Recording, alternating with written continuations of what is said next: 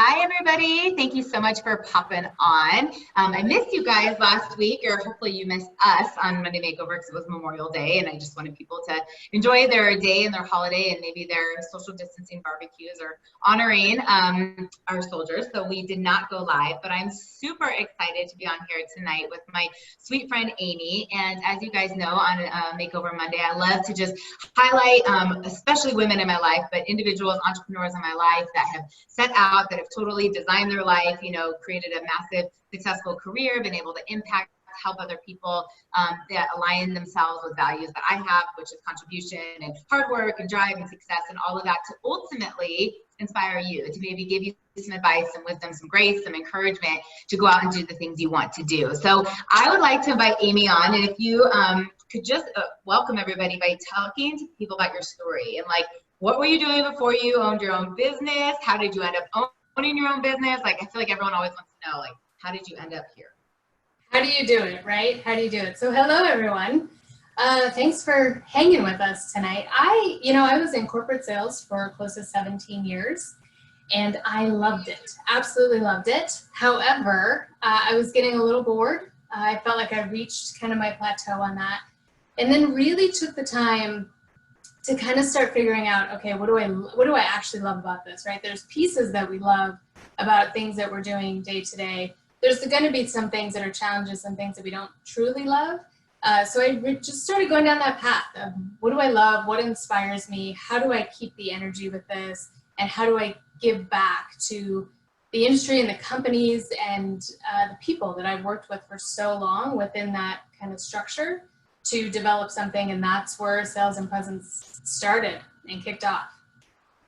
I love it. And if you ever see me looking down, it's because I'm in our chat at the same time on Facebook, on Zoom. So in case people ask questions, I can be like, hey, whatever's going on. So I love that. And I think what you just said is what inspires it. What do you keep the passion? And just to relate to that, I think many people know I was a clinical nutritionist before I owned my own business, what I'm doing now. And what I sought out to do in 2005, I outgrew it. And I was not excited every day. I was I don't want to go in to an office and read people's hormone panels. And I'm grateful for those that did, but suddenly that wasn't there. And being able to find things that drive you and excite you and want you to keep going back into. So if someone was wanting to make a career shift, they work for corporate America, or they want to, become independent or join a network marketing company, be an entrepreneur, just do an even career shift with corporate America, what advice would you have for them based on some of the things you've been through? Yeah, I would say own your power. So find it. It's a little harder than you might think. I was going down this path of, okay, what do I love about this? And I had a psychology degree prior to going into sales, which helped me clearly in sales.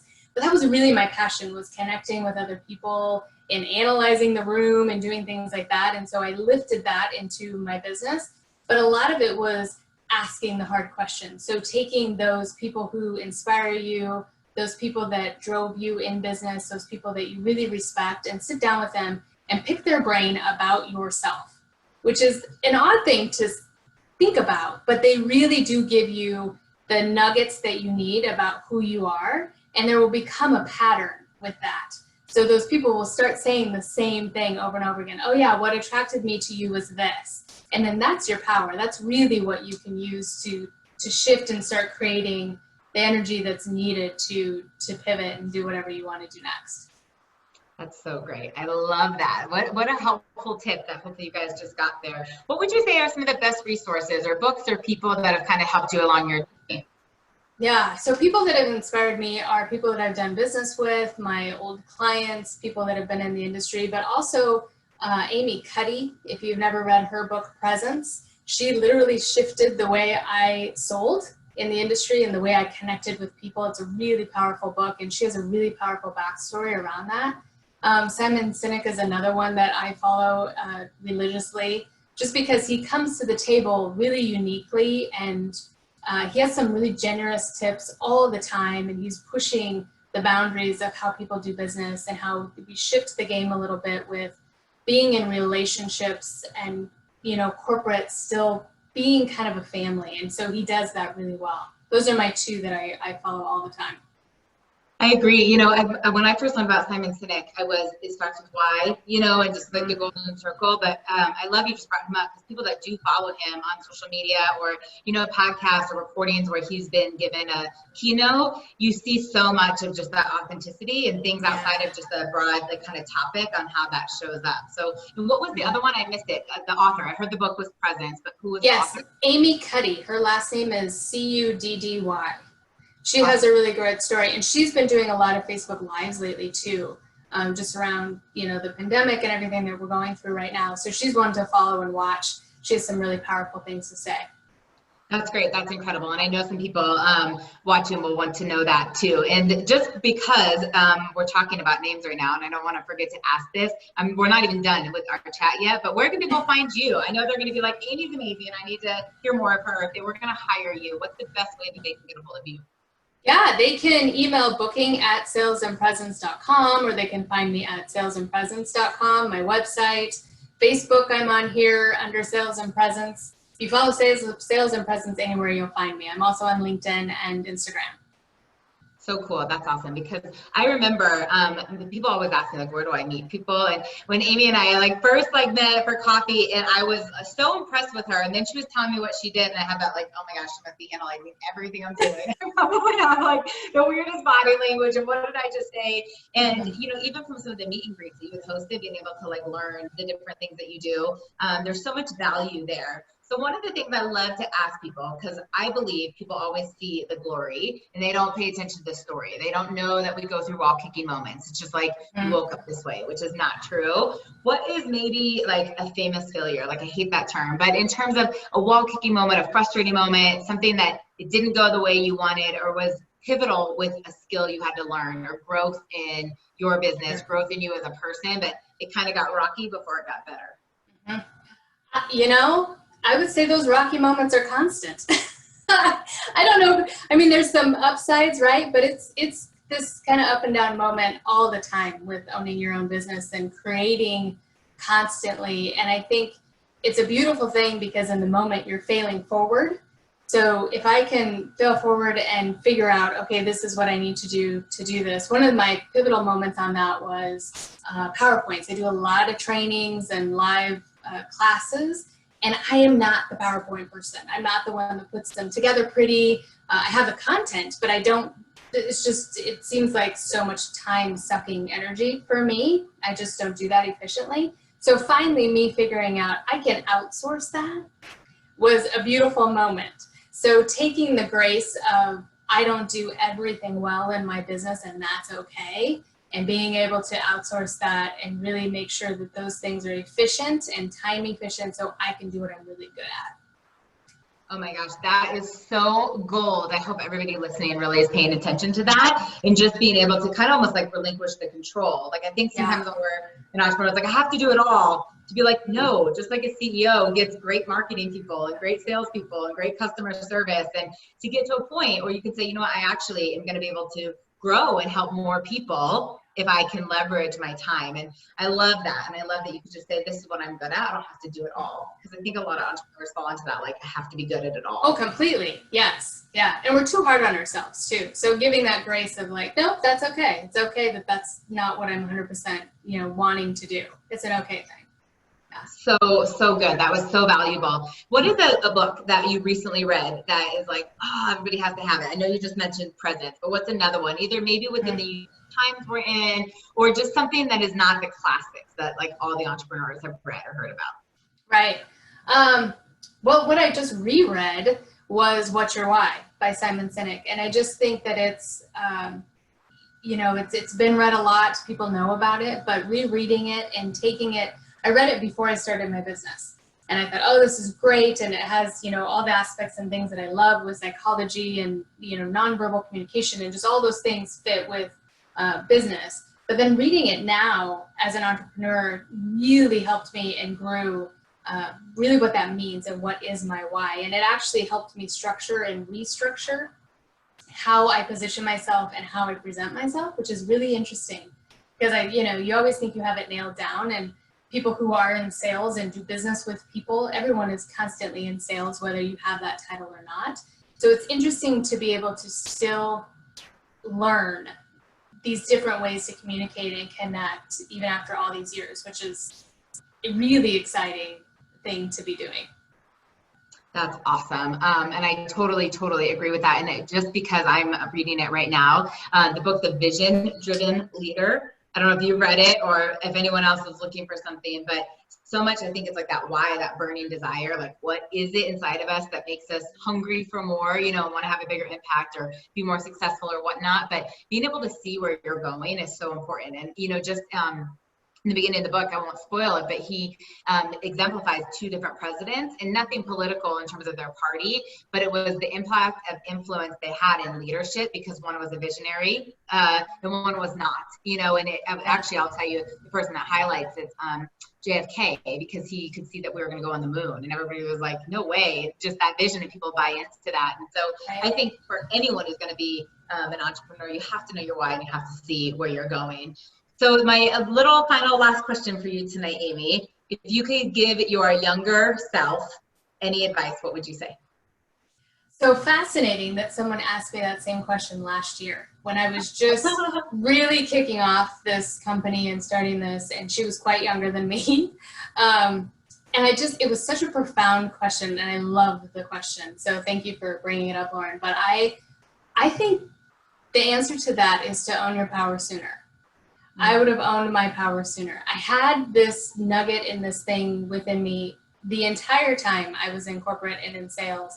And I did it a little bit differently than most people, just because I had the psychology degree. And then after I left, I got the nonverbal communication side of things and really put it all together.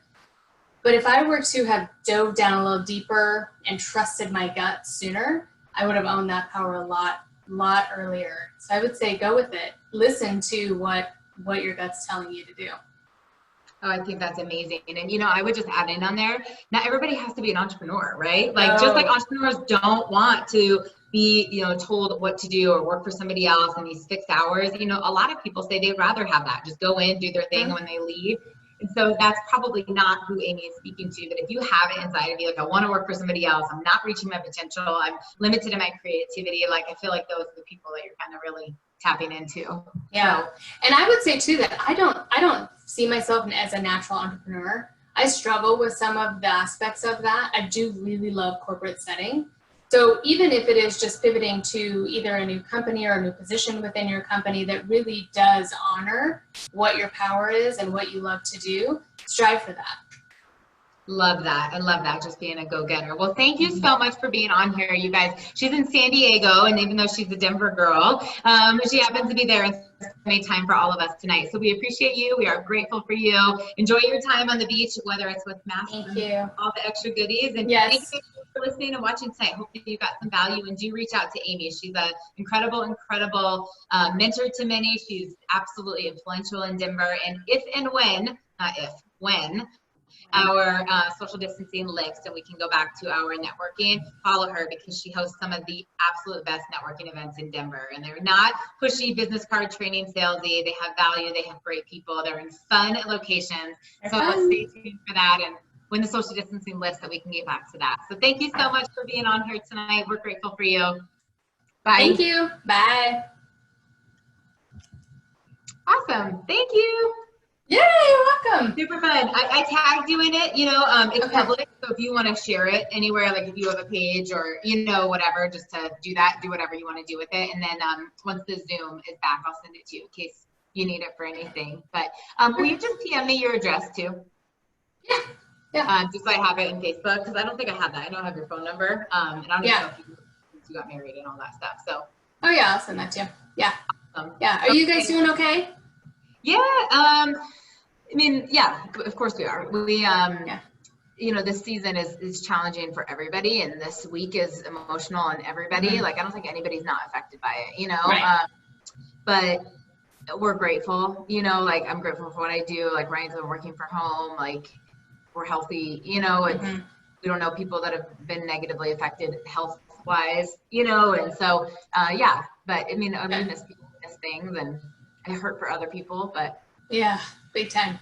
I struggle with, and I wouldn't say this to everybody, but I struggle with just like the lack of truth. Like there's so much opposing theories and thoughts, and I've never felt that way. I mean, I've always been skeptical and been like, I don't know, I don't take everything for fact, but like in the gut of my stomach, like there's just things that I'm like, we are not getting the full story, and that actually bothers me more than everything. Yeah.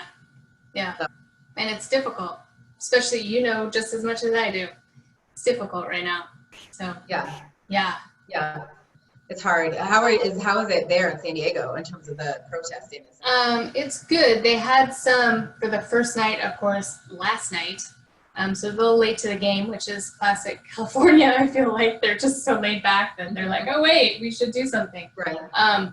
But it did turn into some level of rioting. So I think that they're bracing for that again tonight. And yeah, it's just interesting. I mean, we're downtown where it all is, and of course, I'm downtown in Denver currently too, where that all is, and we close actually on a place in Stapleton on the 17th, and it just seems to be really good timing. For however much I love downtown, just with COVID and then everything else right now, it's a good break from being just in the friggin' center of everything going on. I mean, I was almost like, oh my gosh, our house sitter is not going to come over, because even our building was on lockdown in Denver, and they're locking it down 24/7 now. And it's just, so there's all these different elements of, you know, trying to to be okay is a little crazy. So yeah. When I moved in with Ryan, and I mean, for the first 6 months, all I did was bitch, because I was like, we're in the boonies, I'm so far away from everything, I'm far away from people, and I don't want to drive a half an hour to go work out, and you know, and all of this, and I've had so much gratitude for safety and, you know, the peace around here. And even the other night I was talking to one of my best friends who lives off like Park and 20th, and I mean, just what he was experiencing the other night with, you know, the helicopters and the tear gas, and you can smell it, you're all right there. And I mean, if I didn't turn on the news or hadn't opened up Facebook, I wouldn't even see it. We couldn't hear anything out, and it's like, it is stressful, you know, and for these families, and it's crazy. So I'm glad that we're here. We got to take some time, you know, to just walk. Like right before this tonight, I went on an hour walk on the harbor, and was just like, I just need to be grateful for the beauty that I see and the family that I have, and, you know, take the action that we need in a positive light and go from there. So yeah. Totally. I know I actually have hiked more in the last month than I probably have in a decade. I mean, I just said, like you gotta get it out somehow. Well, and it's just like to be able to like see it, and then like remind yourself of like all the good. It's so easy to spiral. I'm like, oh my gosh, look how amazing, like, you know, Mother Nature and everything else. So agree. Awesome. I'm glad you're doing well. Don't forget, tell Barry hi. Okay, I will. All right. Okay. Bye, lady.